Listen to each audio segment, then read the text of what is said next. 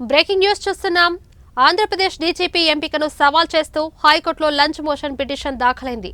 DGP ఎంపికలో supreme court guide lines, UPSC నిబంధనలు పాటించలేదని పిలువేశారు.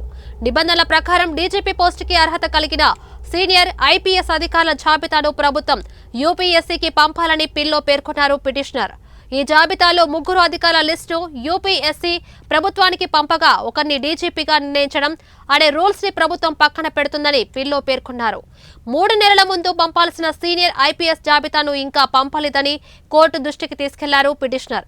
ఇక ఈ నెల 31వ తేదీన ప్రస్తుత డీజీపీ పదవి విరమణ చేస్తున్నారని, ఈ నేపథ్యంలో పిలుపై వెంటనే విచారణ జరపాలని హైకోర్టును కోరారు పిటిషనర్.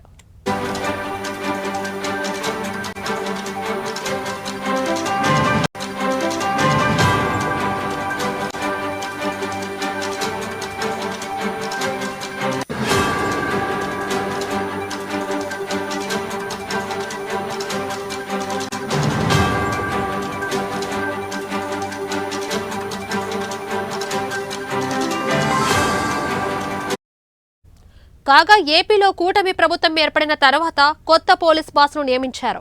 ఆయనే డీజీపీ ద్వారక తిరుమలరావు. అయితే ఆయన పదవి విరమణ చేయించనుండటంతో ఈ పదవికి ఎవరు వస్తారన్న దానిపై ఉత్కంఠ కొనసాగుతున్న సమయంలో రాష్ట్ర కొత్త డీజీపీగా హరీష్ కుమార్ గుప్తాను నియమించినట్లు తెలుస్తోంది.